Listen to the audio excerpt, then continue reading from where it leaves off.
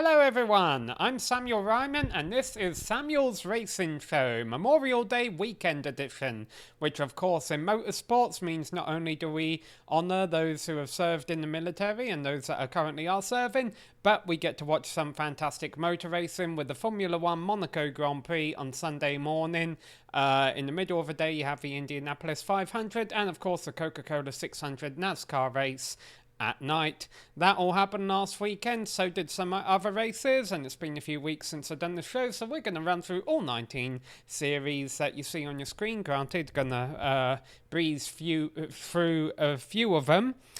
Try saying that 3 times fast. But we're not going to breeze through Formula One, of course, because they just came off of one of the big races at Monaco.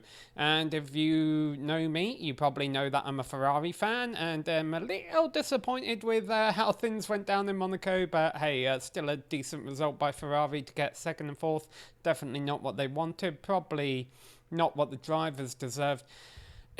I'm not sure the Sky Sports commentary team actually caught the key moment of a race when it happened. The key moment was not when Charles Leclerc was called in for dries and had to be held in his pit stall behind Carlos Sainz. It came a few laps before that. What was it? Only 5 laps before that Leclerc opted to come in and switch on to the Inters. And here's the thing, right? Carlos Sainz was on that strategy all along. Granted, Perez's strategy to switch to Inters like 5 laps beforehand or whatever had paid off a bit better. But if Ferrari wasn't gonna, cover off the undercut that Perez did on the Inters, why didn't they communicate the message to Leclerc? Hey, Sainz is thinking of going on and switching straight to dries. Why don't we try and do that? I don't know. It's just Leclerc was dealt a double blow there. Not only did he switch to Inters later than Perez and lost that position to Perez, so he wasn't going to win the race anyway, even before that poorly timed double stack that they did was. But then, of course, they did the double stack. So, yeah, just a strategy blunder by Ferrari again. That being said, they still got out of it second and fourth positions. Mercedes were third or fourth best team. I have a feeling, we keep saying which is the best midfield team, and some people say, oh, Haas are good this week and McLaren are good this week. I really think Alpine have got it going on. Ocon and Alonso seem to be up there quite often, and a lot of times we give credit to the great racer that Alonso is, and while that's true, I do think sometimes I almost think that's the third best car at these Formula One races. So it'll be interesting to see if they can maintain that momentum. On the flip side of the coin, I think Ricciardo is starting to go backwards a bit, maybe on the tail end of his career. The McLaren isn't as strong as what it seemed to have been in the last couple of years, and Norris seems to be able to run out the results of it a bit better. Granted, he's been sick recently, so we haven't seen a whole lot of that from him. But yeah, so I would rank it right now. Red Bull, if they get their reliability issue sorted out. I know Ferrari qualify better, but I think Red Bull race better. Red Bull, Ferrari, Alpine, Mercedes, close fight for third, and then the rest of them. Alright, that's enough talking about Formula 1. Let's talk about Formula 2 because, where's my button gone? There we are. I'll make them disappear as we talk about them, and then there'll be nothing left, and then we know the show's over.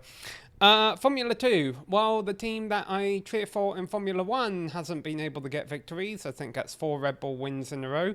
The driver that I started cheering for in Formula 2 has been doing very well. He's won 3 out of the last 4 races. That, of course, is Felipe Drugovich, a Brazilian racing driver, driving the number 11 MP Motorsport machine. And other than his great success, what is the reason that I'm cheering for him this year? He's in an orange car. And you're probably saying, yeah, Samuel, I know you might like the colour orange. Oh, yeah, maybe I should have led with that. I like the colour orange, and Felipe Drugovich is in an orange car. You might be saying, well, why don't you like a McLaren? just doesn't look as good, I don't think. I really like the look of that orange MP Motorsport car. And whoever does the liveries for MP Motorsport must do a very good job, because I think they were like bright blue last season, and I thought their cars stood out last season too. So no, he's got it going on right now. A couple other notes I'm pointing out from the F2 season. Dennis Hauger. Like I say, Dragovic has won 3 out of the last 4 Formula 2 races. Dennis Hauger was the one who won the other one. He was a Formula 3 champion last year, finally got his first F2 win, so good for him. And Logan Sargent is doing good, and I want to see an American back in F1, so kudos to Logan Sargent, keeping an eye on him there over in Formula 2. Formula 3, I'm going to breeze through this, because not that there's not anything to say, but there's so much to say. Formula 2, it seems that there are some established drivers that you can easily say, okay, these are the drivers to watch out for. Formula 3 is so competitive this season. There's so many drivers. It's like, oh, this one's good, this one's good, this guy's had a bit of a bad race, this guy's had a bit of a bad race. It's really hard for me to say decisively who I think are the guys to look out for in Formula 3. I think top 3 ones in the points are... No, that doesn't sound right. I can't even read my own notes. But anyway, I still tune in for the races. But yeah, no one particularly wowing me right now in Formula 3. That's standing head and shoulders above the rest, but fun to watch. Completely opposite in W Series. We don't need to spend any time on that. Jamie Chadwick is just dominating. All right, NASCAR Cup Series, the third of the big 3 races that happened on Sunday, the Coca-Cola 600.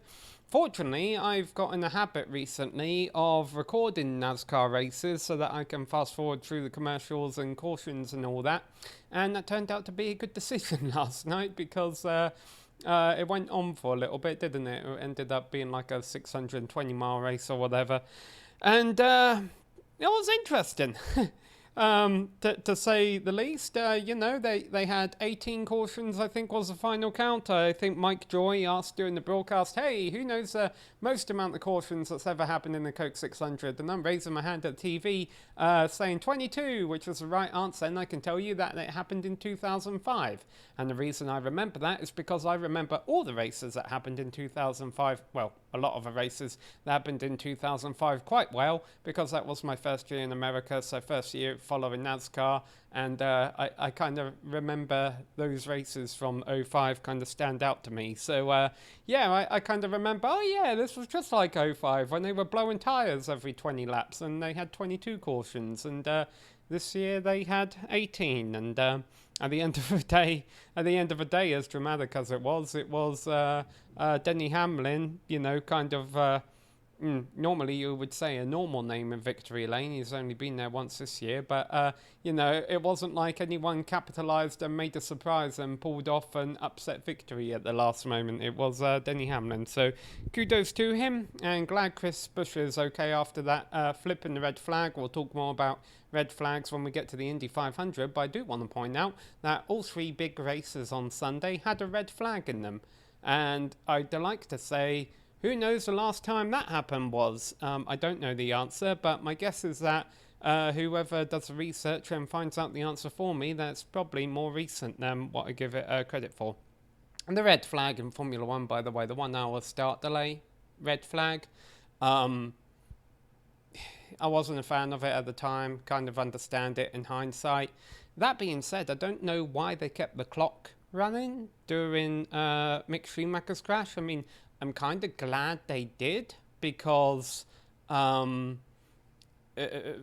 should probably turn the F1 light back on to clarify I'm talking about F1 here. I'm kind of glad they did keep the clock running so that the Monaco Grand Prix finished before the Indy 500 started, but I didn't understand why they did it. And, you know, it's just kind of proof that Abu Dhabi 2021 wasn't and Michael Massey aren't the only time that Formula 1 have a little bit of controversy in the race control booth. That's why, you know, I'm just like, that's part of a sport sometimes. It's as frustrating as it can be. NASCAR Xfinity Series. They raced at Charlotte Motor Speedway. They had a great battle between the 7 of Justin Allgaier and the 8 of Josh Berry. JR Motorsports, so Junior Motorsports, is absolutely dominating this middle part of the season. Haven't really seen Ty Gibbs up front as much because he, of course, is over in Toyota. It does make me a little concerned that, sometimes you do see these teams have strong mid-seasons, and by the time it counts, the playoffs, the end of season, they kind of tend to fade because they're the one who've had the targets on their back all season. So, I don't know, it'd be interesting to see if JRM can keep up that momentum going forward. NASCAR Trucks. I've been saying the last couple of shows I want to see Carson Hocevar win. Still want to see Carson Hocevar win, but I think everyone, including Carson Hocevar, admits that he kind of just threw that one away at Charlotte in the truck race. Overdrove a corner, caused a crash, ended up Ross Chastain being a winner, and kind of hope Hocevar learns from that. He seems like a smart person. I've never met him. Never met pretty much any of these drivers to talk about, so who knows, I could be completely wrong, but hopefully he'll realise, okay, yeah, as much as I want to get that first win, I should probably be a bit more sensible about it. Alright, here we are, the Indianapolis 500. Well, what point of controversy do we have to talk about here? Well, of course, the red flag that happened in the last 10 laps after, what was it? I think it was Jimmy Johnson hitting the wall with 6 laps left to go that brought it out. I anticipated the red flag coming out. I really didn't have a problem with it coming out. I understand traditionalists do. I think this goes with what they've had in the history of the race. I think we've seen in a few years in the past where there's been red flags to allow for a little bit of a shootout rather than an extended, caution period that ends the race in the closing laps. I don't really have a problem with it, especially the way it seems to be racing is going now, where motor racing is still a sport, don't get me wrong, but they do tend to throw a couple more entertainment factors into it nowadays. I understand when you're talking about the Indianapolis 500 that there's certain things you don't want to mess with there, No one's calling for stage racing to happen in the Indy 500. No one's calling for, green, white checkers to happen in the Indy 500. To me, it's like it was a crash. The fans paid to see which driver would finish 500 miles first, and the race control did everything in their power to get fans to see a race to the 500-mile mark. And I'm glad that Marcus Ericsson still won it. I definitely did feel bummed for him when that caution came out. But he still got it done. Did a bit of weaving, but none of it was, excessively dangerous blocking, I don't think. And at the same time, this is what everyone was saying Formula One should have done in Abu Dhabi last year. So, never gonna please everyone. I don't know, I don't have a problem with it. I understand why people do have a problem with it, but I think in the way you're seeing, motor racing really have a surge in popularity, I think, recently, and you've got so many eyeballs on the race. People want to see Ericsson win, but they also want to see a race to the checkered flag, or as close to the checkered flag as we can get to. Just really want to sit and watch cars go under caution for the last 6 laps of the biggest race of the year. So I don't know. I know people are going to disagree with me with that, but I don't have a problem with it. Glad Marcus Ericsson still got the victory. MotoGP, they were racing in Mugello last weekend. Mugello. 226 mile an hour down the straight was the top speed that some of the bikes were pulling. As a result, Ducati were up at the front for most of the race, but Fabio Quartararo, last name with a lot of R's in it, ended up finishing second, I believe, even though he was on the Yamaha, was able to mix up with all the Ducatis up there, so good on him. Definitely looks like there's a bit of a 3-way championship fight between Bagnaia and Quartararo, and Bastianini, I believe, is the other one. And I think, who is it? Aleix Espargaro? I think he's been having really consistent results, so he's up in the points, but he doesn't have that win yet. I could be getting him mixed up with someone else, but I know someone else is up here. But still, good race in the MotoGP. Always is. Gonna breeze through Supercross because I think a season was wrapped up last time I talked about it. But just in case it wasn't, a reminder that Eli Tomac won the 450 Supercross Championship. Jet Lawrence won the 250 Supercross Championship. And Christian Craig won the 250 West Championship, even though Hunter Lawrence was kind of running him down at the end there. Don't have a lot to say about the WEC. I think Le Mans is coming up. IMSA. Okay, let's stop and talk about IMSA here for a little bit because I did watch our last race at Mid-Ohio and that was an entertaining race. I think fuel mileage played a little bit of a role. We keep seeing the 01 Chip Ganassi race in DPI car. Chip Ganassi, of course, just had a good day at the Indy 500, but they're not doing as well in IMSA. They have the fastest cars there, but not getting it done in the long run, which is a problem because they're endurance races. You want to be good in the long run.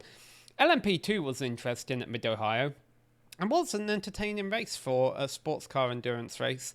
But because LMP2, Juan Pablo Montoya got a penalty, I think he spun another car out, got a penalty, lost like 20 or 30 seconds and still came back and won the race. So good on him.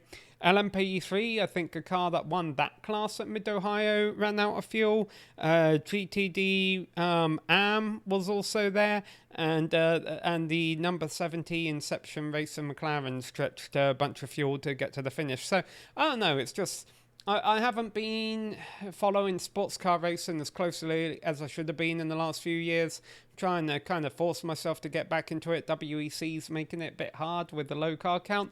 But IMSA has had some impressive races this year. And, you know, even Mid-Ohio, which is, let's be honest, not a track that everyone circles on their calendar. It's not a bad track, it's just not a track I think people circle on their calendar, but it put on a fun show, so props to IMSA there.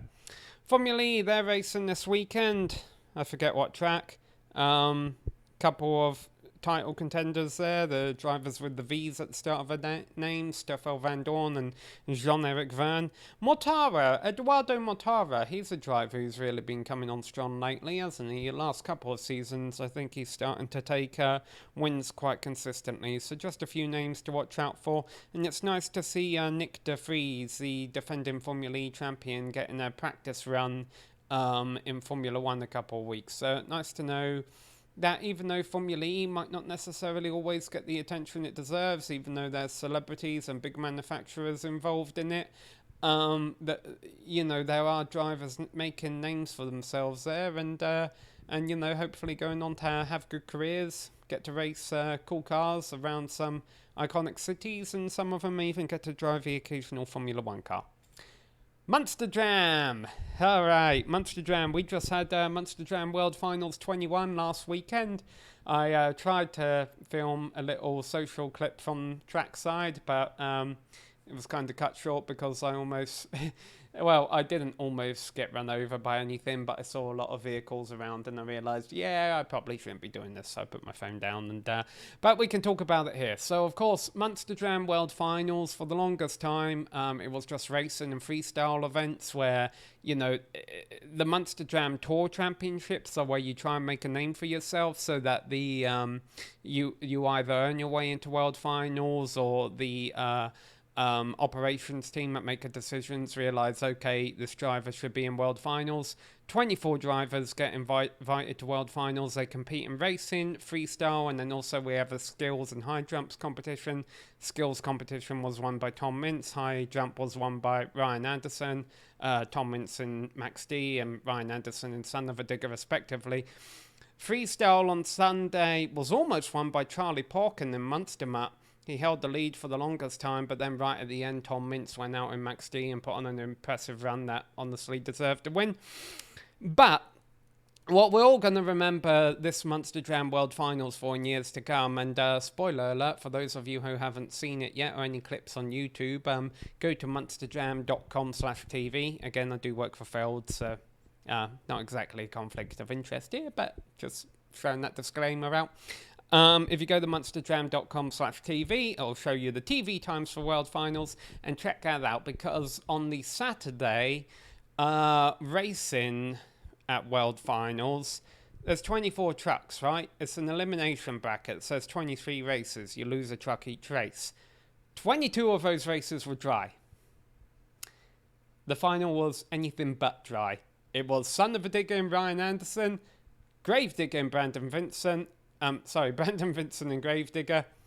I'm not going to spoil it for you. Go ahead and look it up on YouTube. It was an entertaining race, and if you don't watch it on YouTube, circle the NBC broadcast on your calendars coming up. Yeah, I probably should know the date, but I don't. But it's coming up. Go to monsterjam.com/TV. It makes more traffic to our website if you do that for me, and that makes my supervisors happy. All right, now let's talk about Lionheart, the iRacing leagues that I compete in. Of course, there's the Lionheart IndyCar Series. Philip Kraus has now 5 wins in 7 races. Actually, sorry, is that 6 wins in 8 races now? I can't remember, but he's only lost a couple. He just won the last one from the back of the field. There's no stopping this guy. Credit to him. The Lionheart Retro Series has had a variety of winners. Mike Rasimas currently holds the points lead after a couple wins.